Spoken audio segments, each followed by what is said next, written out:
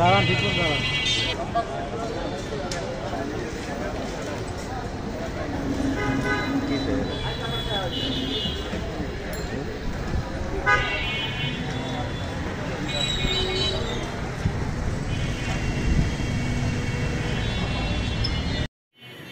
প্রশাসন ক্যাডার তারা সব দিক থেকেই অনেক বেশি সুযোগ সুবিধা পেয়ে থাকে, বিশেষ করে চাকরি প্রমোশনের ক্ষেত্রে এবং অন্যান্য নন ক্যাডার ডিপার্টমেন্টে তাদের পোস্টিং, তাদের অ্যাটাচমেন্ট এবং তাদের ইনসিটু প্রমোশনের ক্ষেত্রেও তারা সবসময় নিজেদেরটা বেশি নিয়ে থাকে। যেমন যদি বলি যে 200 পোস্ট ভ্যাকেন্ট আছে, তারা 500 পদায়ন করে ফেলে, প্রমোশন দিয়ে দেয়।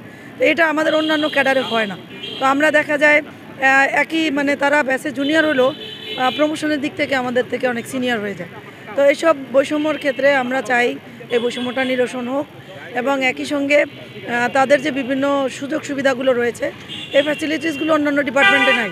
যেমন বাংলাদেশের প্রথম সারির মেধাবী স্টুডেন্টরা ডাক্তার হয়, ইঞ্জিনিয়ার হয়, কিন্তু তাদের যে ফ্যাসিলিটিসগুলো থাকার দরকার সেটা যদি আমরা প্রশাসন ক্যাডারের সাথে কম্পেয়ার করি তাহলে তারা নিঃসন্দেহে অনেক পিছনে থাকে। এটা উপজেলা লেভেল থেকে শুরু করে একদম টপ লেভেল পর্যন্ত। তো এই বৈষম্যগুলো যেন না থাকে এবং আমরা যার যার মন্ত্রণালয় তার ক্যাডারের অফিসাররাই সেখানে লিড দিবে, এটাই আমাদের দাবি। আমাদের আসলে কেন্দ্রীয় কর্মসূচির অংশ হিসাবে সমস্ত বাংলাদেশের প্রশাসন ব্যতীত বাকি সকল ক্যাডার বৈষম্য মুক্ত বাংলাদেশ গড়ার যে অঙ্গীকার, নতুন আমাদের যে ছাত্র জনতার আন্দোলন, তার পরিপ্রেক্ষিতে আমাদেরও কিছু দাবি নিয়ে আমরা মাঠে নেমেছি। অত্যন্ত যৌক্তিক দাবি, অর্থাৎ কৃত্য পেশাভিত্তিক মন্ত্রণালয় উপসচিব পর্যায়ে কোঠা বাতিল করে সম্পূর্ণ কোঠামুক্ত মেধাবী নিয়োগ, সকলে যেন অংশগ্রহণ করতে পারে, সকলের জন্য সমান অধিকার থাকে। আর একটা হচ্ছে যে ক্যাডারের ভিতরে যে ক্যাডার যে বৈষম্য, এরকম বৈষম্য আসলে কোনো কিছুতেই নাই বাংলাদেশ। আমার মনে হয় না যে চরম বৈষম্য, এই বৈষম্য আমরা দূরীকরণ চাই। পদোন্নতি, গাড়ি সুবিধা, সকল ক্ষেত্রেই চরম বৈষম্য বিরাজমান। এই বৈষম্যের অবসান আমরা চাই এই নতুন বাংলাদেশে।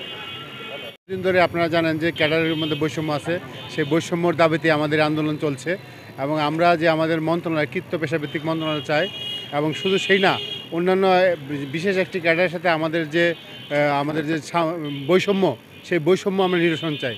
সেই বৈষম্যের জন্যই আমাদের এই দাবি চলছে, আন্দোলন চলছে এবং যতক্ষণ পর্যন্ত আমাদের এই দাবি আদায় না হবে আমাদের আন্দোলন চলবে। কেন্দ্রীয় কর্মসূচির অংশ হিসাবে বরিশালে মানববন্ধন অনুষ্ঠিত হচ্ছে। এটা আমাদের মূল 3টি দাবি। জনবান্ধব আমরা প্রশাসন চাই, ক্যাডার চাই। ডিএস পুলে যে বৈষম্য রয়েছে, 75% কোঠা দেওয়া হয় প্রশাসন ক্যাডারকে, অন্য ক্যাডারকে 25% দেওয়া হয়।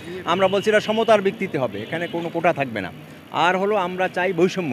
দেখা যায় যে একটা বিশেষ প্রশাসনের ক্যাডার, তাদেরকে প্রমোশন সঠিক সময় দেওয়া হয়, কিন্তু অন্য ক্যাডারগুলো যারা 25টি ক্যাডার রয়েছে তাদের প্রমোশন দেওয়া হয় না, তারা বঞ্চিত হয়। বঞ্চনা এবং বৈষম্যের বিরুদ্ধেই আমরা আন্দোলন করছি এবং এটি শেষ না হওয়া পর্যন্ত আমরা মাঠে থাকব। তবে এটি একটি শান্তিপূর্ণ কর্মসূচি, এখানে কোনো নাই। আমরা শান্তিপূর্ণভাবেই আমাদের দাবি আদায়ের চেষ্টা করছি।